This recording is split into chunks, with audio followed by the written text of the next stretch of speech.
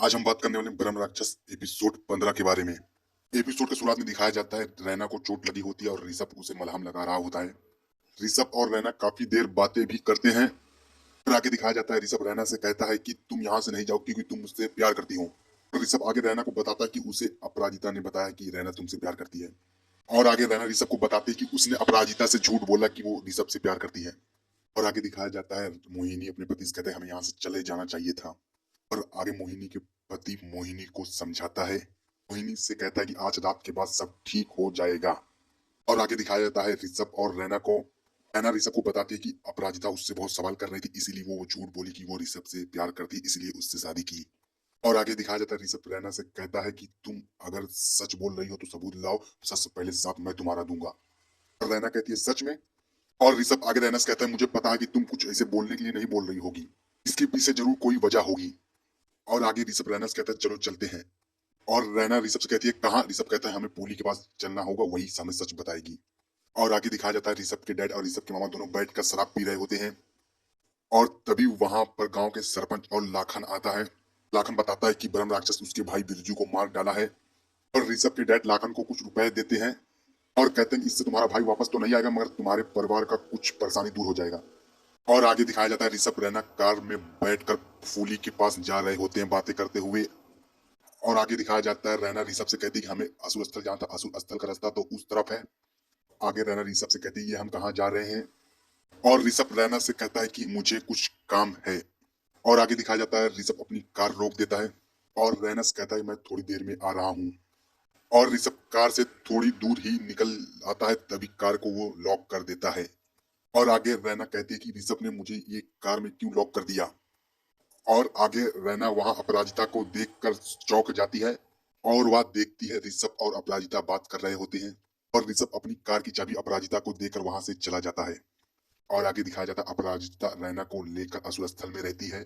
और रैना को वहां एक खंबे में बांधकर मुंह पर काली पट्टी भी बांधी होती है। और आगे दिखाया जाता है अपराजिता रैना को बता देती है कि वो आज उसकी बलि देने वाली है। और अपराजिता रैना को यह बताती है कि ये सब मुझे ऋषभ ने कहा है। यह भी बताती है कि आज तुम्हारी बलि देंगे, ब्रह्म राक्षस आएगा तुम्हें यहाँ मारेगा। और जैसे ही ब्रह्म राक्षस तुम्हें मारेगा वैसे ही मैं ब्रह्म राक्षस को मार दूंगी। और आगे रैना को लगता है कि ऋषभ ने उसे धोखा दिया है। और आगे दिखाया जाता है ऋषभ घर पर पहुंच आता है।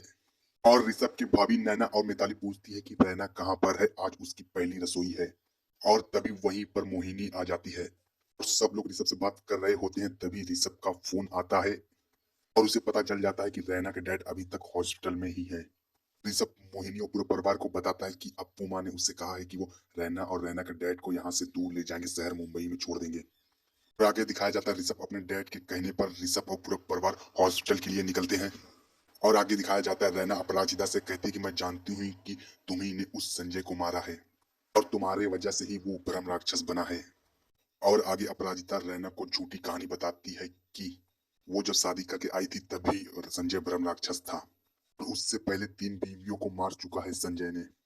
और रैना अपराजिता के बात पर यकीन नहीं करती। और आगे दिखाया जाता है अपराजिता रैना को दुल्हन बनाकर सजा देती है और रैना के चारों ओर अपना खून गिरा देती है। और अपराजिता फिर कहीं छुप जाती है वहीं पर। और आगे दिखाया जाता है फूली देख लेती है कि रैना असुर स्थल में बंधी हुई है। और आगे फूली ऋषभ के पास जाकर बताती है कि रैना वहां असुर स्थल में बंधी हुई है।